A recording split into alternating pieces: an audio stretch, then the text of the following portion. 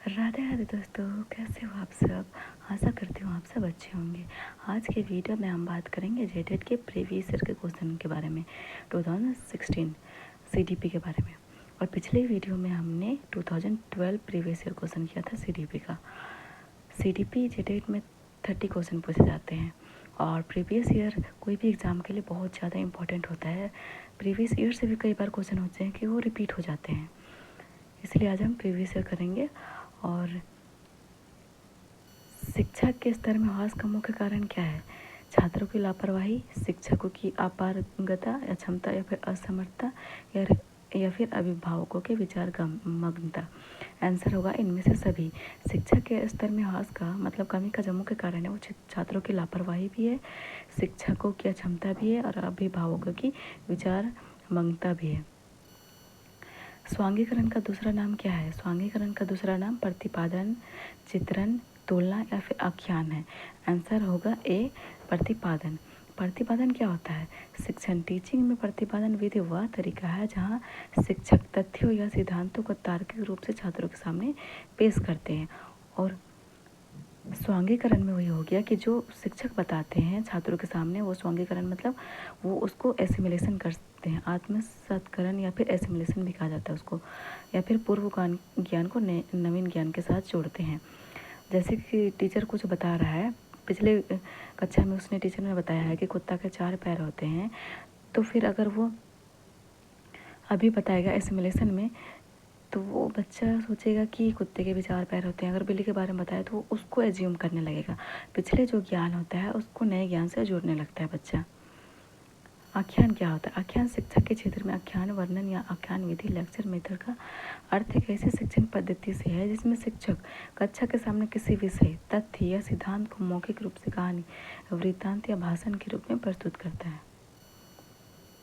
लज्जा एवं गर्व का भाव किस दशा में विकसित होता है? शैशवावस्था, बाल्यावस्था, किशोरावस्था या फिर यौनावस्था। आंसर होगा बी, बाल्यावस्था। निम्नलिखित में से मूल्यांकन शिक्षक के लिए किस रूप में सहायक है? ए, यह क्रिया शोध हेतु नया मार्ग खोलता है। शिक्षक अपने छात्रों को विभिन्न समूहों में वर्गीकृत कर सकता है। शिक्षक अपने छात्रों को तत्काल प्रतिपुष्टि दे सकता है। इनमें से सभी होगा। अगर मूल्यांकन हुआ कोई भी शिक्षक बच्चे का, तो उसके आधार पर, उसके बेसिस पे शिक्षक जान पाएगा कि किस बच्चे की कैपेबिलिटी कितनी है, वो किस चीज़ में कमज़ोर है, खेलने कूदने में या फिर पढ़ने लिखने में किस चीज़ में उसकी कमी है, उसको सुधारने का प्रयास करेगा। वो मूल्यांकन के लिए बहुत ज़्यादा इंपॉर्टेंट होता है।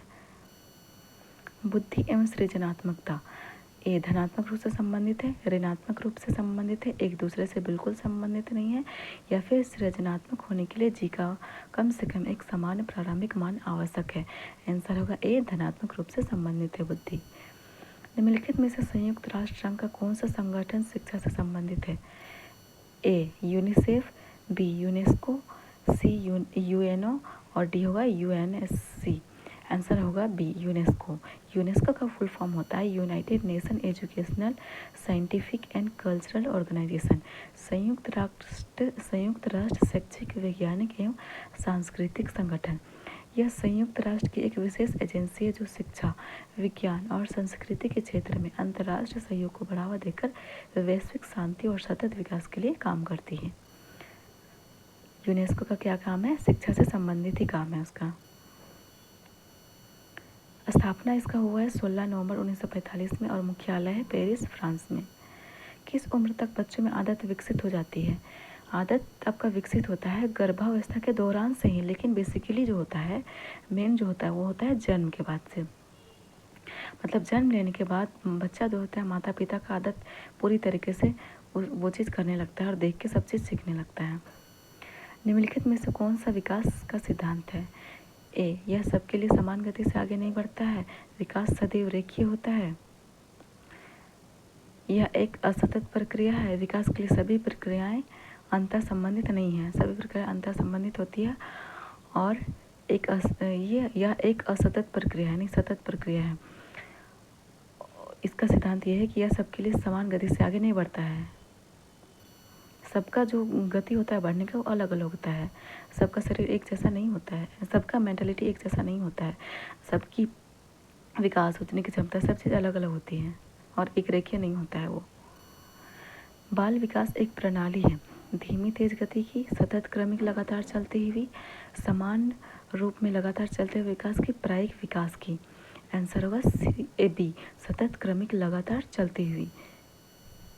यौन पुरुष या स्त्री होने के जैविक गुणों को संदर्भित करता है कि जबकि लिंग संदर्भित करता है पुरुष या स्त्री अथवा मातृ जाति या पृथ जाति होने के मनोविज्ञान रूप से निर्मित गुण, या फिर पुरुष या स्त्री अथवा मातृ जाति या पृथ जाति होने के सामाजिक रूप से निर्मित, या फिर लैटिन में स्वयं जैविक गुण, या फिर चिकित्सा शास्त्र में मातृ जाति या फिर पृथ जाति होता है।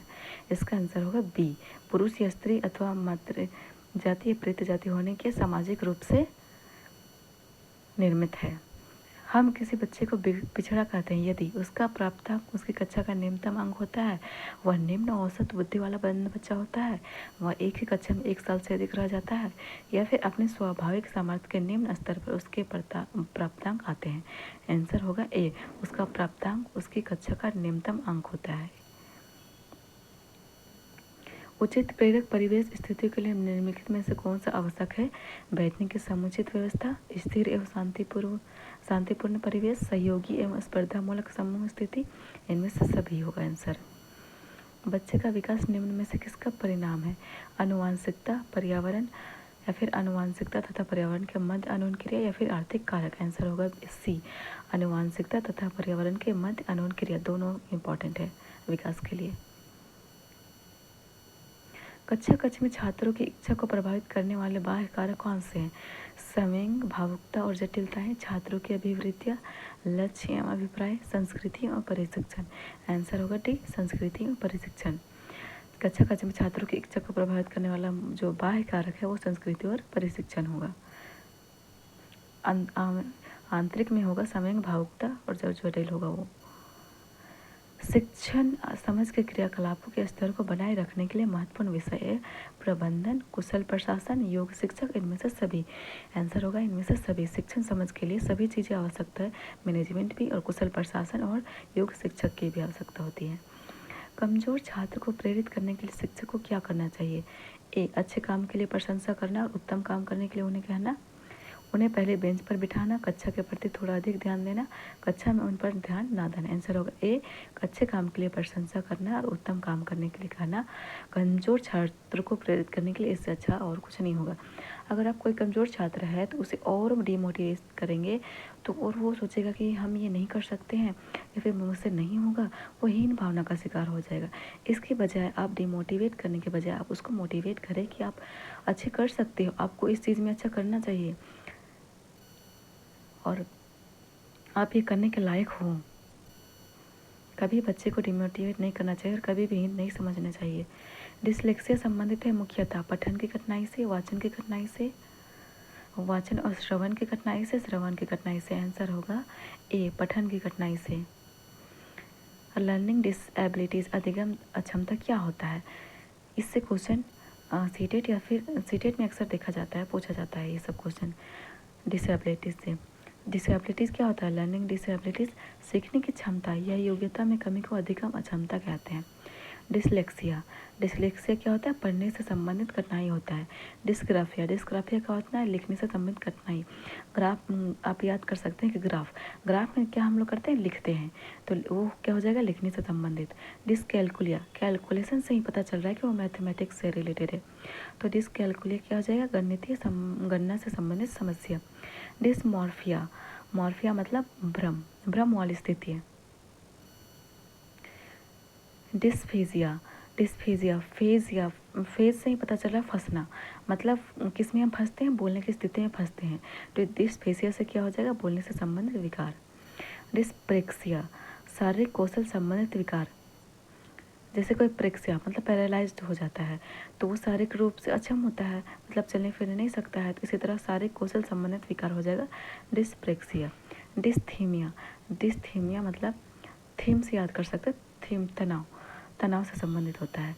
DYS अगर किसी में लगा हुआ है तो उसे सुधारा जा सकता है, लेकिन ए अगर किसी में लगा हुआ है तो जिसे सुधारा नहीं जा सकता है उस रोग को।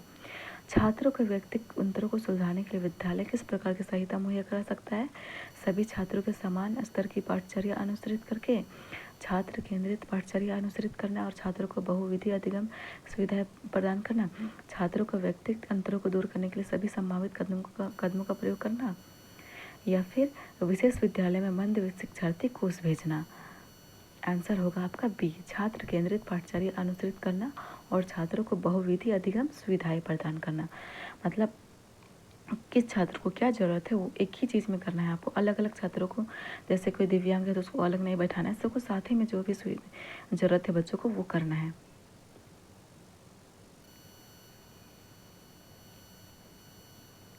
शिक्षण अधिगम विधि में व्यक्तिगत ध्यान महत्वपूर्ण है क्योंकि समूह में शिक्षार्थी सदा बेहतर सीखते हैं।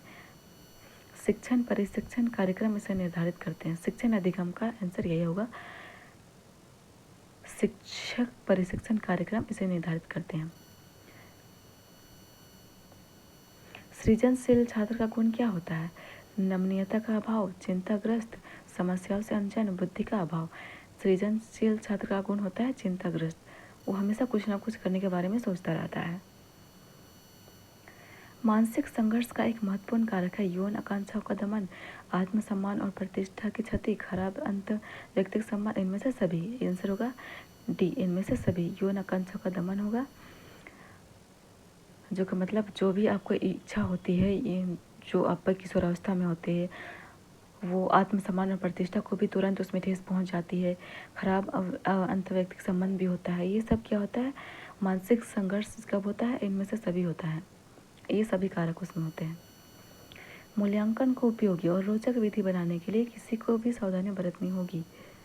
विभिन्न छात्रों के बीच तुलना करने में, छात्रों को बुद्धिमान अथवा औसत विद्यार्थी के रूप में वर्गीकृत करने में, या फिर छात्र के सीखने की शैक्षिक और सह शैक्षिक सीमाओं के बारे में जानकारी इकट्ठा करने के तरीकों के भिन्न किस्म का उपयोग करने में, प्रतिपूर्ण देने हेतु तकनीकी भाषा का प्रयोग करने में। आंसर होगा सी, छात्र के सीखने की शैक्षिक और सह शैक्षिक सीमाओं के बारे में जानकारी इकट्ठा करने के तरीकों के भिन्न किस्म का उपयोग करने में। छात्र को कभी भी वर्गीकृत नहीं करना है, अलग अलग नहीं करना है कि कौन सा छात्र बुद्धिमान है, कौन मंद बुद्धि वाला है, और तुलना भी नहीं करना है। निम्नलिखित में से उत्प्रेरण से कौन सा कारक संबंधित नहीं है? इच्छा, रुचि, जीवन के उद्देश्य, मानसिक स्वास्थ्य, ये सब उत्प्रेरण से संबंधित है और शारीरिक तंदुरुस्ती का उत्प्रेरण से संबंधित नहीं है।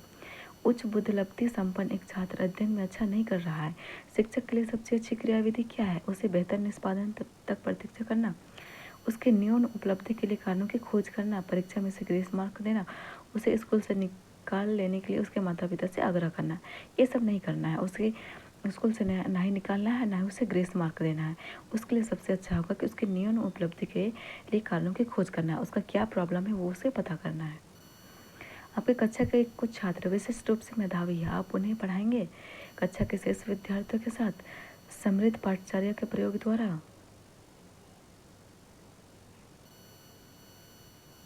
उच्च कक्षा के साथ और जब भी वे चाहे। आंसर होगा बी, समृद्ध पाठचर्या के प्रयोग द्वारा, जो भी आपके मेधावी छात्र है उसको। कक्षा में कोई पाठ शुरू किया जाता है, प्रश्न पूछकर, विवरण देकर, कहानियां सुनाकर, इनमें से सभी। आंसर होगा डी, इनमें से सभी। कहानी सुनाने की सफल रणनीति बनाने के लिए किसी शिक्षक को क्या करना चाहिए? संप्रेषण कौशल और भाव भंगिमा से कहानी को रोचक बनाना है। कहानी में स्वाभाविक घटनाओं को बनाए रखना चाहिए। कहानी के पात्रों का सही ढंग से चित्रण एवं आज की जीवन स्थिति से तुलना होनी चाहिए। इनमें से सभी। आंसर होगा डी, इनमें से सभी। संप्रेषण कौशल और भाव भंगिमा से कहानी को रोचक बनाना है और कहानी में स्वाभाविक घटनाओं को बनाए रखना है और कहानी के पात्रों का सही ढंग से चित्रण एवं आज के जीवन स्थिति से तुलना होनी चाहिए, नहीं तो बच्चा बोर हो जाएगा। कहानी ऐसा सुनाना चाहिए कि बच्चा उसको ध्यान से सुने, ना कि वो बोर हो जाए। उसको टाइम पे मतलब पात्र का सही ढंग से एक्सप्लेनेशन इस प्रकार करनी चाहिए कि उसका मन उस क्लास में लगा रहे और उसको अच्छे से सुने, वो उसका ध्यान इधर उधर ना भटके कक्षा के बाहर। छात्र को गृह कार्य देते समय निम्नलिखित में से कौन सा आवश्यक नहीं है? छात्रों को समुचित रूप से गृह कार्य करने के लिए प्रेरित करना, गृह कार्य पूरा करने के लिए स्पष्ट निर्देश देना, गृह कार्य का उद्देश्य समझाना, चालू शिक्षण के आधार पर गृह कार्य देना। आंसर होगा सी, छात्रों का क्या करना है? गृह कार्य का उद्देश्य समझाना है, ना कि उसे स्पष्ट निर्देश देना है और ना ही उसे गृह कार्य करने के लिए एकदम प्रेरित करना है, उसे जबरदस्ती किसी चीज़ के लिए नहीं करना है। कक्षा में श्यामपट्ट व्यवहार करते समय निम्नलिखित में से किस बिंदु पर ध्यान दिया जाता है? स्पष्ट और पठनीय शब्दों में लिखना, रेखा चित्र बनाते समय बहुरंगी चाकों का प्रयोग करना, श्यामपट्ट पर सीधी रेखा खींचना, इनमें से सभी। आंसर होगा डी, इनमें से सभी। जब भी आप कक्षा में पढ़ाते हैं बच्चे को तो सब चीज़ का ध्यान रखना होता है कि आप स्पष्ट और पठनीय शब्दों में लिखेंगे और रेखा चित्र बनाते समय कलर मतलब डिफरेंट कलर का चौक का प्रयोग करेंगे, जिससे बच्चा उस ओर आकर्षित होकर पढ़ने में उसका ध्यान लगा रहेगा। और श्यामपट्ट पे सीधी रेखा में भी खींचना है। मनोविश्लेषण सिद्धांत के अनुसार समान व्यवहार होने के क्या कारण हो सकते हैं?